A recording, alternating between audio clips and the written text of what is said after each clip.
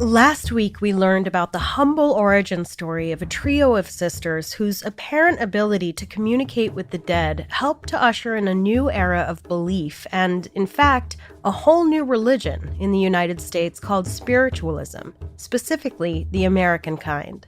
Now, these days, when someone says they're spiritual, we assume they mean they probably wear a red Kabbalah string on their wrist, go to yoga several times a week, and are vegan. But during the second half of the 19th century, in English-speaking countries in North America and Europe, and also Latin American and Caribbean nations in the form of Espiritismo, the religion of spiritualism was all about communing with ghosts in a variety of ways. The basis of this religious movement was that spirits were around us always, and communicating with them was just a matter of finding a medium with open channels directly to them.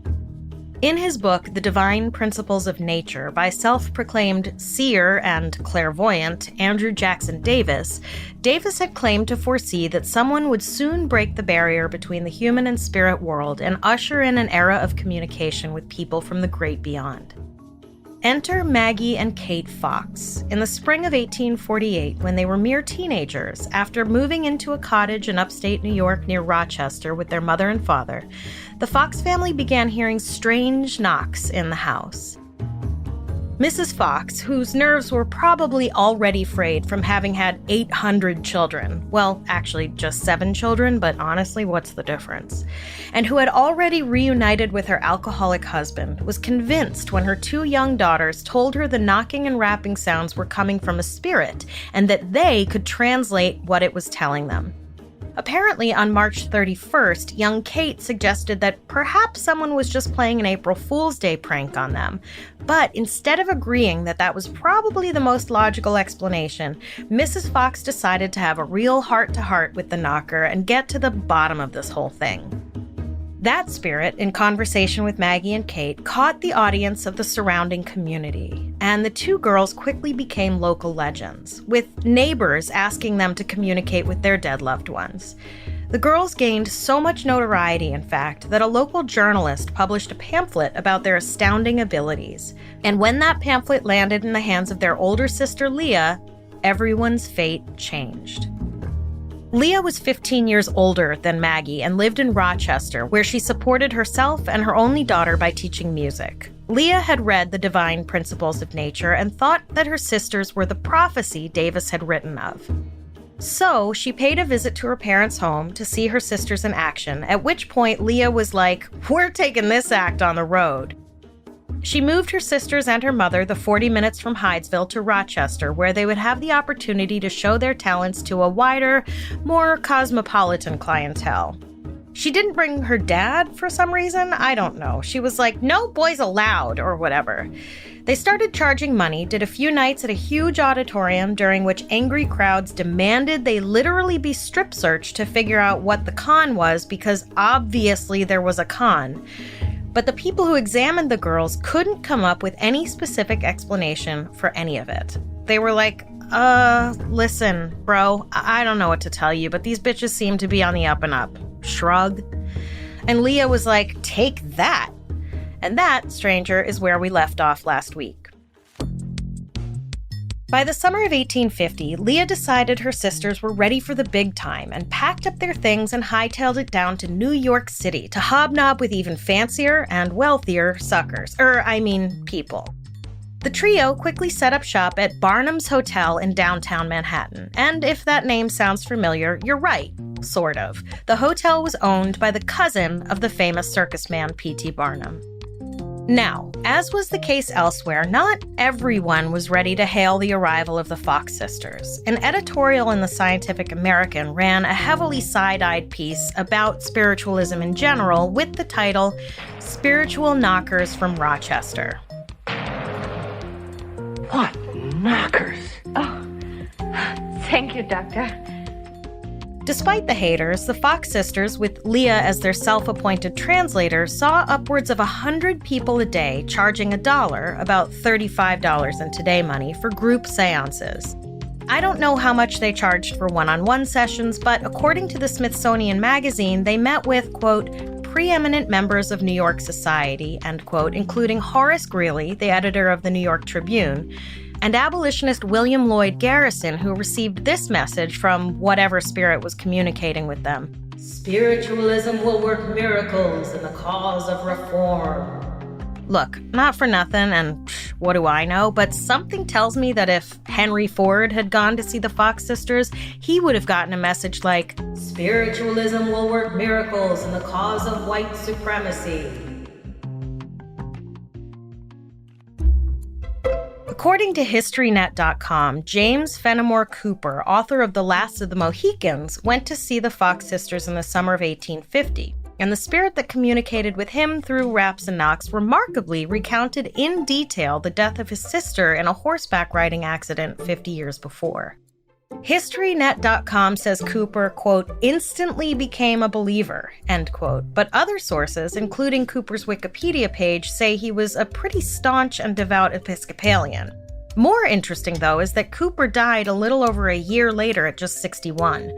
You'd think the spirit might have warned him about that instead of recounting something that had happened a century before. Anyway, the New York Tribune, whose editor you'll remember was a customer of the Fox sisters, ran a piece praising the women that read, We are in the dark, as any of our readers. The manner and bearing of the ladies are such as to create a prepossession in their favor. They have no theories to offer in explanation of the acts, and apparently have no control of their incomings and outgoings. Apparently, a reporter with the New York Herald, which hadn't been kind to the women upon their arrival to New York City, said he believed the Fox women, quote, were in every sense incapable of any intentional deception, end quote. To which I say, how do you know that, sir? Clearly, some Big Apple media was beginning to drink their foxy Kool-Aid. The Fox sisters became celebrities in New York City. Actress Mary Taylor sang a song about them on Broadway called Rochester Rappers at Barnum's Hotel, which is a pretty uninspired title. And apparently they had merch.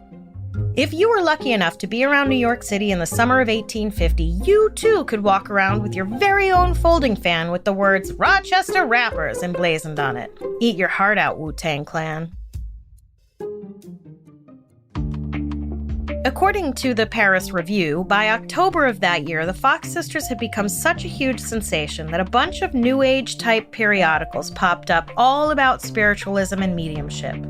Suddenly, there were hundreds of families from upstate New York to Virginia to Ohio who could communicate with the dead. By 1851, the periodical Spiritual World counted more than 100 mediums in New York City alone. Andrew Jackson Davis, who'd written The Divine Principles of Nature, in which he predicted this whole thing, ran around doing a bit of an I told you so, claiming to have written in his diary on the very day the Fox sisters first began hearing the knocking. A warm breathing passed over my face, and I heard a voice, tender and strong, saying, Brother, the good work has begun. Behold, a living demonstration is born.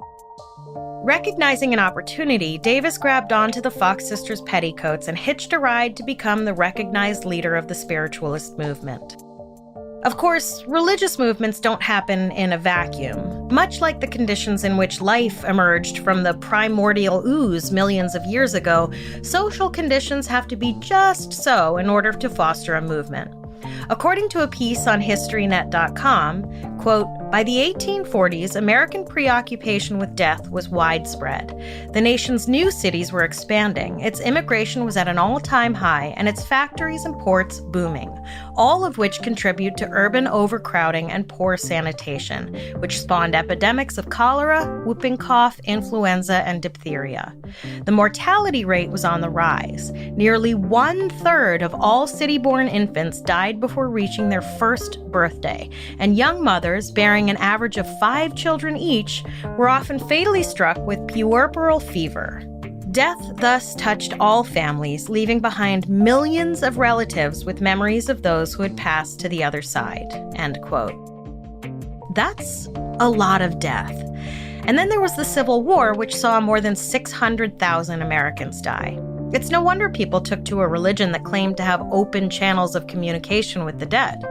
Mary Todd Lincoln held seances in the White House to try to communicate with her dead children. Even though religion and science generally mix about as well as your racist in-laws and Gen Z cousins do at your family gatherings, it may actually have been advances in science that helped fan the flames of this growing religion.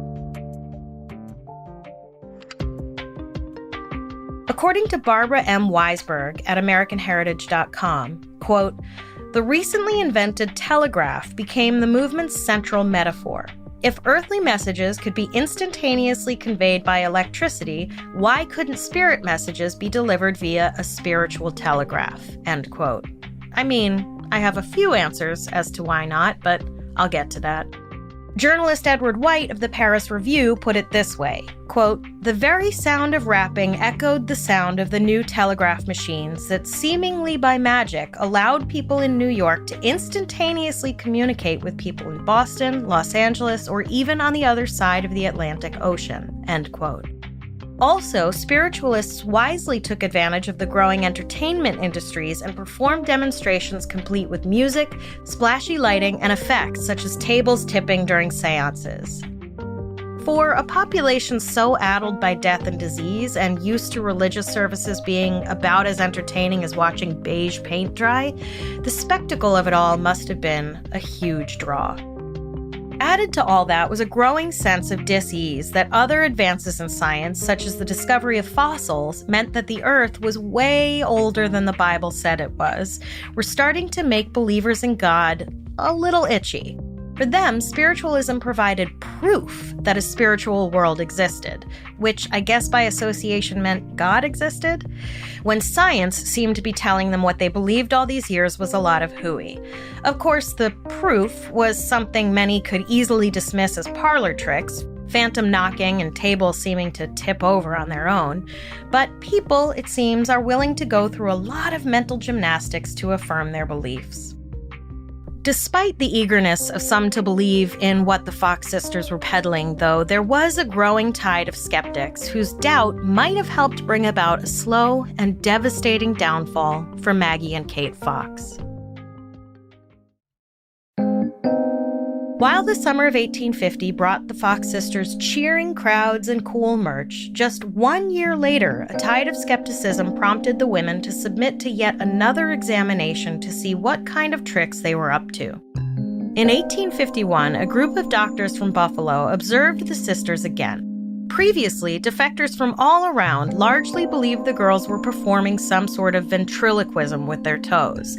But in this new examination, the investigators shifted their curiosity to their knees. Turns out, no knocks happened when the women's knees were held. Leah replied to this simply by saying, "Yeah, dudes, you suck. The spirits don't even want to be around you. That's why they didn't say anything." And whether their followers didn't believe the doctors in the first place or bought Leah's explanation, the Fox sisters' influence only grew. By 1852, the spirits were super chatty. According to American Heritage, mediums were holding spirit circles in, quote, Boston, New York, Pittsburgh, St. Louis, Cleveland, Chicago, Cincinnati, San Francisco, and Washington, D.C., and even across the Atlantic in England and Europe, end quote. And the spirits were finding new and innovative and, coincidentally, way more entertaining ways of getting their messages across. Now, in addition to knocking, audiences were dazzled as, quote, phosphorescent clouds glimmered, mahogany tables tilted and levitated, invisibles played heavenly music on bells or guitars, raps beat out the rhythms of popular tunes, Hail Columbia was a favorite, end quote. Hail Columbia, BTW, was apparently our first national anthem, and after listening to it on YouTube, I'll just say that sporting events would be a whole different thing if people had to sit through that nightmare before each game. Yikes. Anyway. Another popular form of communication, apparently, was mirror writing, which I'm sure you're all familiar with from Harry Potter. and automatic writing that a medium would do while in a trance, receiving the message from the spirit and writing it down. Apparently, preeminent ghosts such as Benjamin Franklin and Tom Paine employed this method of communication through the Foxes on several occasions. In 1854, possibly with the encouragement of a dead Benjamin Franklin, Congress even got involved. Senators from Illinois and Massachusetts presented a petition signed by 15,000 Americans requesting the appointment of a scientific commission to study spiritualism. Of course, senators are required to present petitions when a certain threshold of signatures has been reached, so whether or not these dudes were on board with the whole thing or completely embarrassed to have to take up everyone's time, I don't know. And the point is thankfully moot, as Congress was like, that's gonna be a no from me, dog.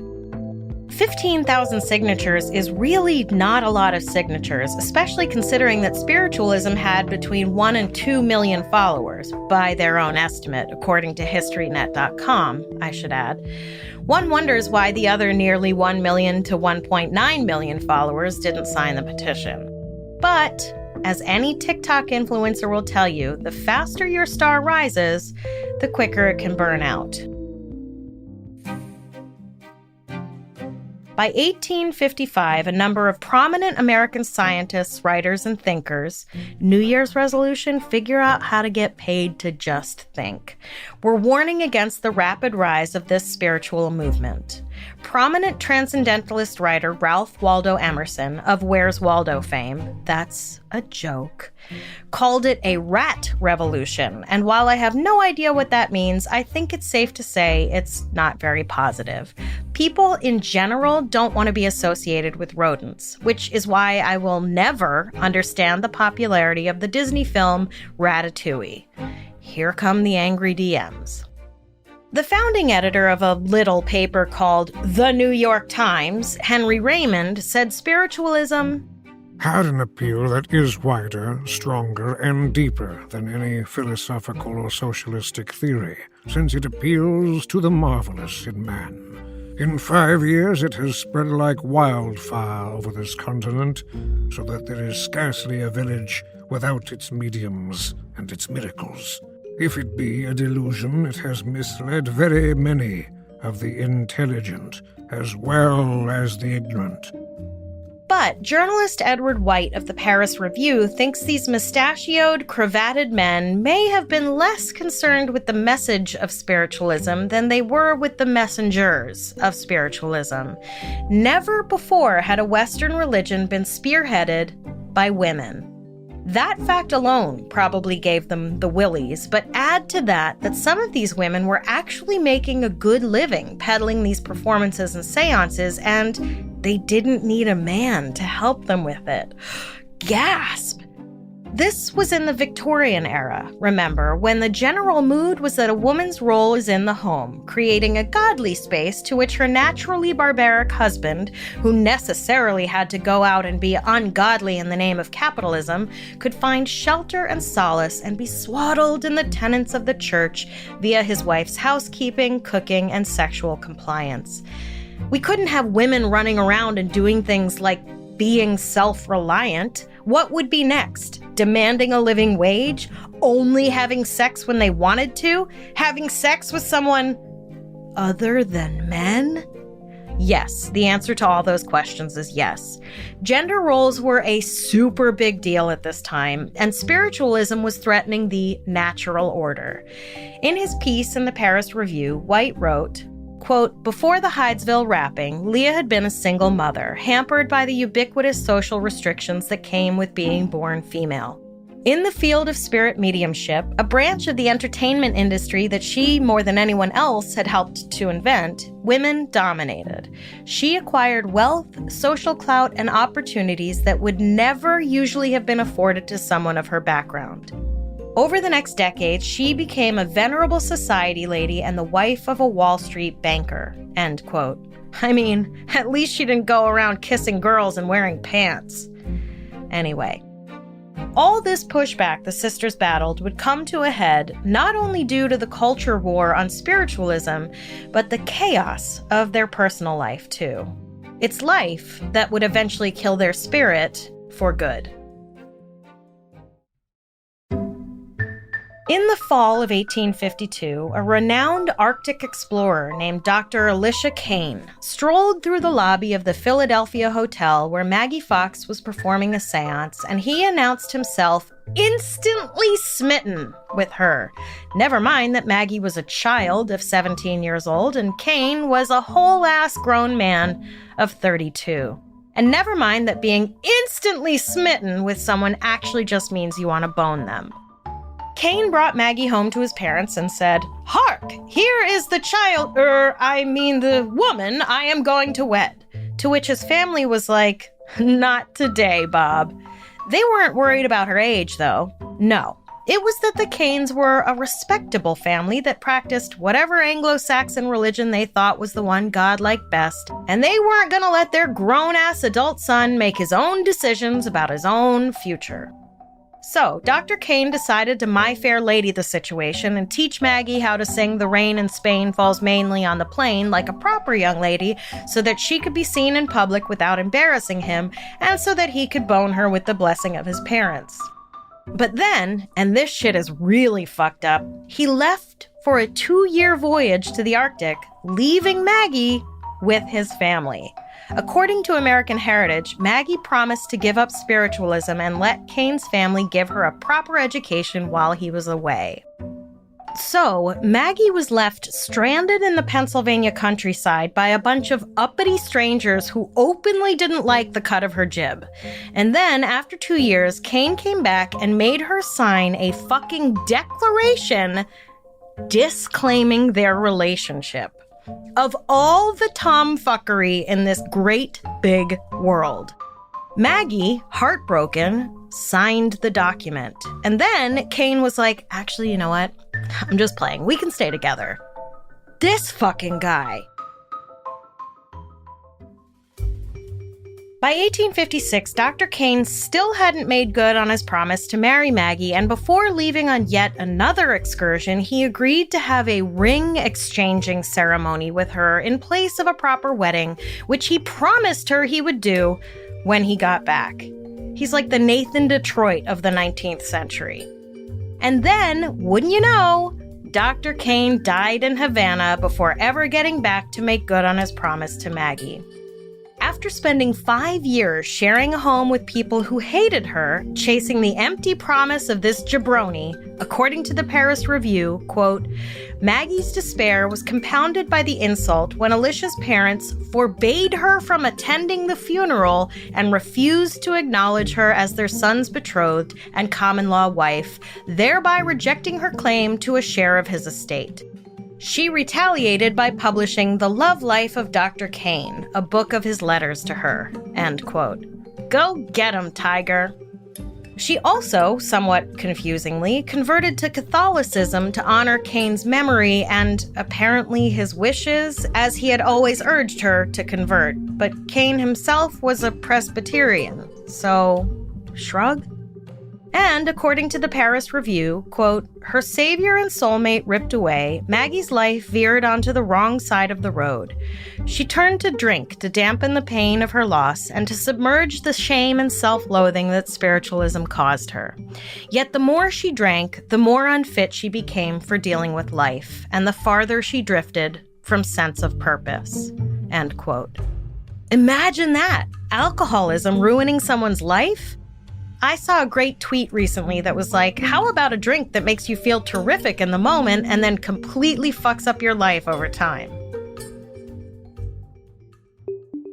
By 1858, 10 years after Leah saw a business opportunity in her two sisters' apparent gift in their humble cabin in Hydesville, New York, Leah stopped holding seances for pay. It helped that she had married a really wealthy man. Kate, on the other hand, was left to carry the Fox sisters' torch, finding new ways to communicate the messages she received from the spirit world. According to American Heritage, Kate was now, quote, communicating two messages simultaneously, writing one while speaking the other, transcribing messages in reverse script, utilizing blank cards upon which words seemed to spontaneously appear, end quote. After the Civil War, spiritualism saw a huge surge in membership. By the 1880s, some estimates put the number of believers around 8 million in the States and Europe. But apparently, a lot of these new practitioners expected flashier demonstrations. It's like the Avengers movies. You can't just show the same old special effects year after year. Hell, you can't even show the same Spider-Man year after year. Audiences get savvy real quick. But Kate was becoming worn out and disillusioned with the demands. And then, when the Fox sisters' parents, Margaret and John, both died in 1865, it all became too much for Kate, and she, too, began drinking. Maggie, who'd sworn off spiritualism, found herself so desperate for money that she returned to communing with the dead for cash. I don't know what Leah was doing during all of this, other than being the wife of a wealthy guy. It doesn't sound like she offered her sisters any help, which is especially shady since she's the one who dragged them into this whole mess in the first place. But for all I know, when asked about Maggie or Kate, Leah pulled a Mariah Carey and said, "I don't know her." Kate tried to break her addiction by moving to Europe, which anyone in a 12-step program will tell you is called pulling a geographic. In other words, hoping a new place will magically erase your problems. She married and had 2 children, but when her husband died about 10 years into their marriage, she returned to the States with her kids and her alcoholism got worse. It's a progressive disease, you know. In 1888, spiritualists across the U.S. celebrated the religion's 40th birthday to much fanfare, but the leading periodical of the movement, called the Banner of Light, neglected to credit Maggie or Kate for their role in the matter. Which would be like Christians throwing a celebration for Christianity and not mentioning, Christ.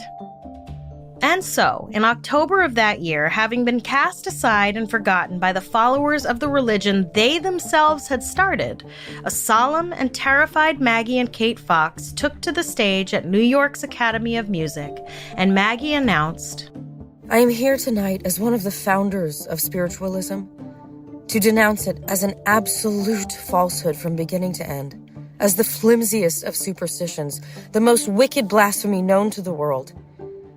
My sister Katie and myself were very young children when this horrible depiction began. At night, when we went to bed, we used to tie an apple on a string and move the string up and down, causing the apple to bump on the floor. Or we would drop the apple on the floor, making a strange noise every time it would rebound. A great many people, when they hear the rapping, imagine at once that the spirits are touching them. It is a very common delusion. Some very wealthy people came to see me some years ago when I lived in 42nd Street, and I did some rappings for them. I made the spirit rap on the chair, and one of the ladies cried out, 'I feel the spirit tapping me on the shoulder.' Of course, that was pure imagination." Maggie then removed her shoes and demonstrated her ability on a stool on the stage. Remember way back in episode 1 when little Katie said to her mother, "Oh, hey, tomorrow's April Fool's Day. Maybe someone's punking us?" She was trying to confess. If only her mother had heard her. Before leaving the stage that day, Maggie added something like, "Oh, yeah, and Leah, that bitch knew about this shit the whole time. She exploited us." She then thanked God that she was able to expose the lie behind the spiritualism movement, and then she said, "I'm out," dropped the mic, and hobbled off the stage in one shoe. Later that same month, the Herald ran an interview with Maggie in which she said, "When spiritualism first began, Kate and I were little children, and this old woman, my other sister, made us her tools. What did we know? Oh, we grew to know too much. Our sister used us in her exhibitions, and we made money for her. Now she turns upon us because she's the wife of a rich man and opposes us both whenever she can. Oh, I am after her. You can kill sometimes without using weapons, you know." Leah, it seems, had tried to have Kate's children taken from her on the grounds of being unfit due to alcoholism. So this public exposure of what Maggie called the exploitation of her and her younger sister was likely payback. One would think that the founder of a religious movement coming forward and being like, "JK, joke's on you, here's the trick," would put a real damper on the whole thing. But spiritualists, both alive and dead, apparently went on some kind of press tour with their talking points to do damage control. The spirit of the former publisher of the Spiritual Telegraph came to a medium in a séance and basically said Maggie had been abandoned by good spirits and was now only able to communicate with naughty ones who had bad intentions. I mean, okay. Others were less kind and accused Maggie of just trying to find another way to profit since she'd failed at spiritualism, because we all know how financially successful a woman who confesses to lying can be. What a smart business strategy. Leah, meanwhile, was like, "What do you think about people still referencing I don't know her all these years later?" I still don't know her. And accused her sisters of being greedy attention seekers. I mean, those who live in glass houses, am I right? And then, less than a year after exposing the lie of spiritualism, Maggie was like, hey, so you remember that time I was like, spiritualism is a lie? So actually that was a lie. I was kidding? She said she'd been pressured into making the confession by unnamed powerful people and her own desperation for money. But now she assured everyone she was back on track and her spirit guides had set her right. Unfortunately, the spiritualist faithfuls had had it with her and weren't interested in welcoming her back into the fold. Kate, who'd sat on the stage with Maggie while Maggie had made her confession, continued to hold occasional seances, but somehow also continued to denounce spiritualism? I don't know. A quote from American Heritage literally says, quote, Kate continued to navigate an unsteady course, occasionally holding seances, more often appearing on stage to denounce spiritualism, earning a living however she could, end quote. Leah died in 1890 and was apparently celebrated by spiritualists as a kind of founding queen mother. Kate died 2 years later of alcoholism, followed a year later by her older sister Maggie, who apparently died penniless and alone. And then, in 1904, some school children were playing in the, I assume abandoned, old cottage that the Fox family had been renting when the girls first claimed to be able to commune with the spirits, which was now called the Spook House, where they found human bones under the foundation. A doctor examined the skeleton and placed its death at roughly 50 years earlier, which would have put the death right around the time the Fox family had been hearing the mysterious knocking and rapping sounds. For all that has been thrown into question about the Fox sisters' story, at least the body of that fated first spirit had been found. The New York Times, whose editor had warned of the insidious spread of spiritualism back in the 1860s, was quick to point out that the girls had likely just capitalized on a local story about a murdered peddler, and the whole thing was a terrific coincidence. After all, the Times piece concluded, quote, there will still remain that dreadful confession about the clicking joints, which reduces the whole case to a farce, end quote.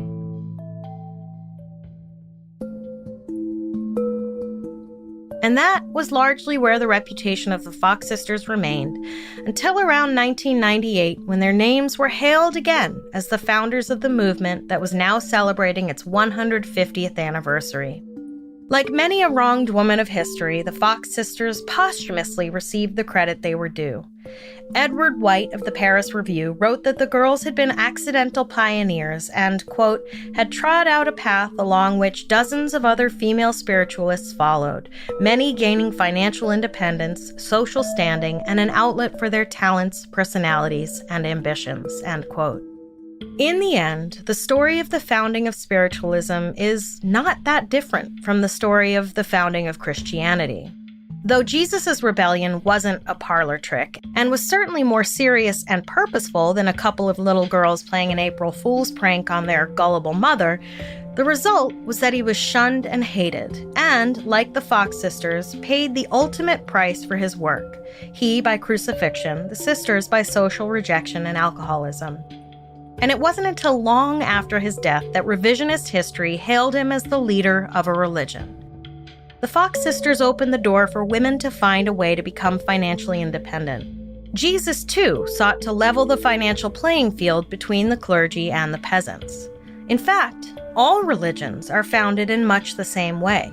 An unexpected person or people do something unexpected, causing a shift in thinking. And long after they're dead, except in the case of a handful of cults, some faithful few find a way to highlight their story and make them posthumous heroes. Whether or not there is a spirit world that we can communicate with is almost beside the point. The real impact the Fox sisters made, albeit unknowingly, was to help usher in a really important era in Western religion, one in which people weren't beholden to the rules of an earlier time and instead could reach into the past themselves to connect with a wisdom beyond their own capabilities. The dead have much to say about us wayward wanderers on this earthly plane, and if it wasn't for the Fox sisters cueing us to listen, who knows where we'd be?